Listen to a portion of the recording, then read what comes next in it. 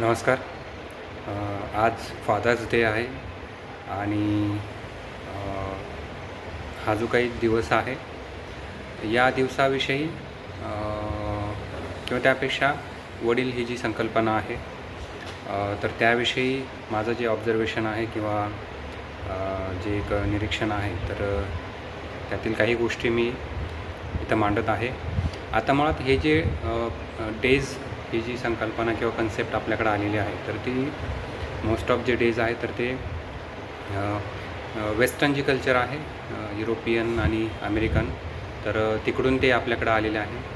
आता जेव्हा जेव्हा आपण वेस्टर्न कल्चर किंवा ईस्टर्न कल्चर, पाश्चिमात्य संस्कृती आणि भारतीय संस्कृती असा जेव्हा आपण विचार करतो तर त्यामध्ये एक पोलरायझेशन किंवा ध्रुवीकरण होण्याचा धोका असतो किंवा बऱ्याचदा तसं केलं जातं की आपली जी कल्चर आहे, संस्कृती आहे तर ती श्रेष्ठ आहे आणि त्यांची जी संस्कृती आहे तर ती कनिष्ठ आहे.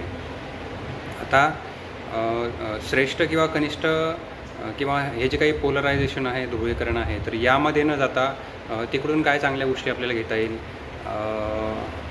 आपल्याकडील काय चांगल्या गोष्टी आहे आणि हे मिळून आपल्याला नवीन एक बेटर सोसायटी जी आहे तर ती आपल्याला तयार करता येईल का, तर या दृष्टीने आपण विचार करायला हवा. कारण सर्व ज्या कल्चर्स आहेत, सोसायटीज आहेत तर त्यामध्ये काहीतरी काय म्हणा मेरिट्स आणि डिमेरिट्स आहे. तर आपल्याला फक्त त्यातल्या चांगल्या गोष्टी घेऊन एक नवीन एक असा समाज तयार करायचा आहे की जिथं कमीत कमी काय म्हणा उणिवा राहतील किंवा दोष राहतील.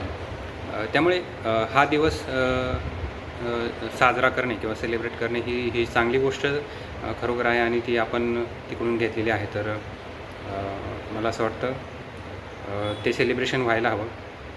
आता आपल्याकडं काय होतं बघा की वडील आणि मुलं जनरली माझं जे ऑब्झर्वेशन आहे तर हे पर्टिक्युलरली ग्रामीण भागातील आहे की मुलं आणि वडील यांच्यामध्ये एक कम्युनिकेशन गॅप असतो किंवा तो संवाद जो आहे तर तो इतका प्रॉपर नसतो किंवा म्हणजे असं फार कमी घरामध्ये असं होत असेल, फार कमी असे अपवाद असतील की संध्याकाळी वडील आणि मुलं एकत्र बसतात आणि ते एकमेकांविषयी म्हणजे त्यांना दिवसभर त्यांनी काय केलं आहे हे शेअर करतात किंवा ते एकमेकांसोबत चांगल्या गप्पा मारतात किंवा ते चर्चा करतात. तर असंही फार फार कमी ठिकाणी आपल्याला बघायला मिळेल.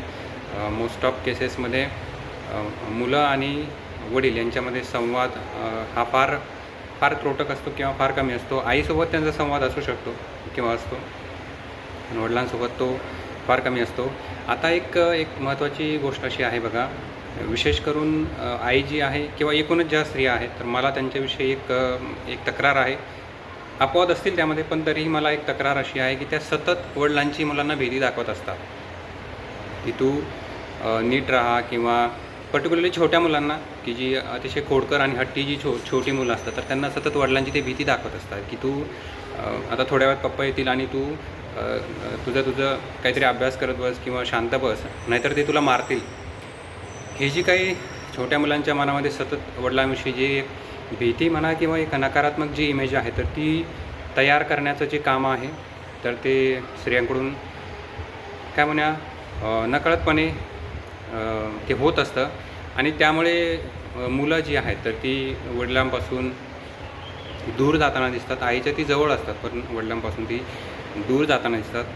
आता हे कधीही आपल्याला बघायला मिळत नाही की वडील सांगत आहे की बेटा तू आता शांत बस नाही तर आई तुला मारेल. ही फ्रिक्वेन्सी फार कमी आहे. पण वडील तुला मारतील किंवा ते तुला बोलतील असं जे म्हणण्याची स्त्रियांकडून बोलण्याची जी पद्धत आहे तर त्याची फ्रिक्वेन्सी मात्र आपल्याला जास्त बघायला मिळते. त्यामुळे हे सुद्धा एक रिझन आहे की मुलं आणि वडील यांच्यातील जो एक संवाद आहे तर तो आपल्याला कमी होताना दिसतो. आता विशेष करून बघा ग्रामीण भागातील अशी मुलं की जी स्पर्धा परीक्षेची तयारी करतात आणि त्यांचे जे पालक आहे, वडील आहे तर हे शेती करणारे आहे किंवा मजुरी करणारे आहे आणि ते फार कष्टाने त्यांना काय म्हणा पैसे पुरवत असतात. आता होतं काय की स्पर्धा परीक्षा लिमिटेड सीट्स आहे, टफ कॉम्पिटिशन आहे आणि त्यामुळे खूप वर्ष अभ्यास करूनही त्या मुलांना अपेक्षित यश मिळत नाही आणि अशा विद्यार्थ्यांची जी संख्या आहे तर ती फार प्रचंड प्रमाणात आहे आपल्या स्टेटमध्ये. आणि या मुलांवर इतकं एक प्रेशर क्रिएट होतं की आता आपण वडिलांना काय सांगावं किंवा आपण त्यांना कसं फेस करावं. तर अशा सिच्युएशनमध्ये वडील जे आहे तर त्यांनी हे एक थोडंसं समजून घ्यायला हवं की मुलाने प्रयत्न केले पण त्याला अपेक्षित यश मिळालं नाही. मग त्याला आपण त्याच्यासोबत आपण बसून काहीतरी चर्चा करूया, नवीन त्याला काय पर्याय शोधता येतं. काय म्हणे आपण एक समंजसपणे ह्या ज्या चर्चा आहे, डिस्कशन आहे तर त्या व्हायला हव्यात. सो आणि यातील एक अजून एक गोष्ट अशी आहे की प्रॉपर्टी जी आहे किंवा संपत्ती जी आहे तर त्याबद्दल एक शेवटचा काय म्हणे आपण एक गोष्ट बोलूया. आता होतं काय की एखाद्या घरामध्ये जास्त मुलं आहेत, एकपेक्षा जास्त मुलं आहेत आणि तिथे ग्रामीण भागात तरी पर्टिक्युलरली याला अपवाद असतील, पण तरीही संपत्तीचा जो वाद आहे तर त्यामधून मग अशा निर्णयाला सुद्धा मुलं येतात की आता काही दिवस त्याचे वडील आहेत किंवा आई वडील दोघंही तर ते काही दिवस एका मुलाकडे राहतील किंवा काही दिवस एका मुलाकडे राहतील. हे जे काही डिवायडेशन होतं त्यांच्या काही दिवस राहण्याचं तर हे फार वेदनादायी आहे. आणि आपण काय म्हणूया की त्यांनी जे काही केलेलं आहे त्या पालकांनी मुलांसाठी तर त्याचं अल्टिमेट जे काही फ्रूट आहे किंवा फळ आहे तर ते अशा प्रकारे जर त्यांना भेटत आहे तर मला वाटतं ही फारच एक वेदनादायी गोष्ट आहे. आता एक संपत्तीच्या बाबतीत शेवटची एक गोष्ट सांगतो आणि आपण थांबूया की ती जी काही एकूणच जमीन आहे किंवा एकूणच जी प्रॉपर्टी आहे तर ती if it is directly inherited from the grandfather then the grandchildren or the grandsons should claim on that property. But if it is earned by their parents by doing hard work then children should not claim. मुलं जी आहेत तर त्यांनी त्या म्हणजे थोडक्यात आपण काय असं म्हणू शकतो, जर वडिलोपार्जित संपत्ती आहे, आजोबांकडून ती संपत्ती आलेली आहे, जमीन असेल किंवा अजून काही असेल, तर नातवांनी त्या मुलांनी त्यावर हक्क सांगावा किंवा त्यांना तो शेअर मिळावा.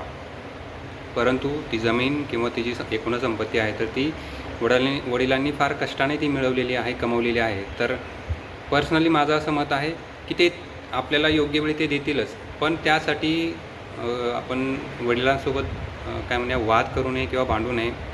कारण जे मिळवण्यासाठी आपण कष्ट घेतलेले नाही त्याबद्दल मे बी तो लिगली अधिकार असू शकतो, तो अधिकार असू शकतो, पण आपण मोरल अँगलने त्याकडे जर बघितलं, नैतिकदृष्ट्या जर आपण बघितलं तर पालकांनी जर कष्टाने फार मिळवलेलं आहे तर त्याकडे मुलांनी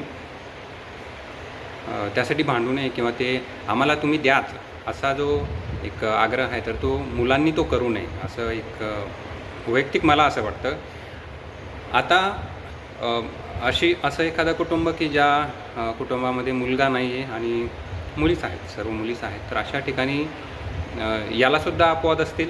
पण मला तरी माझं ऑब्झर्वेशन आहे की त्यातील ज्या मुली आहेत तर त्या मात्र असं बघताना आपल्याला दिसत नाही की आता बाबा तुम्ही काळजी करू नका आणि जेव्हा अशी स्टेज येईल की तुम्हाला तुमची काळजी घेता येणार नाही तर त्यावेळेस मी तुमची काळजी घेईन, हे असं बोलण्यापुरतं असतं. प्रत्यक्षात मात्र तसं होताना दिसत नाही. आणि मग त्या ज्या मुली आहेत तर त्यांच्यातच एक कॉम्पिटिशन लागते की काही दिवस तुझ्याकडं, काही दिवस माझ्याकडं. तर त्यामुळे हे जे डेज आहे जेव्हा हे सेलिब्रेट केले जात आहेत तर त्याच्या रूटपर्यंत आपल्याला जाता यायला हवं, मुळाशी जाता यायला हवं. जो काही एक शो ऑफ आहे किंवा देखावा आहे तर त्यापुरतं हे सर्व मर्यादित राहू नये, एवढंच मला सांगावंसं वाटत आहे. आईविषयी जे काही थॉट्स आहे किंवा ज्या गोष्टी आहेत तर त्या आपण मदर्स डे किंवा एक सेपरेट त्यावर आपण व्हिडिओ बनवूया. सध्यापुरतं थांबूया. तुम्हाला या विषयावर काय वाटतं तुम्ही मला नक्की कमेंट करून सांगा. थँक्यू.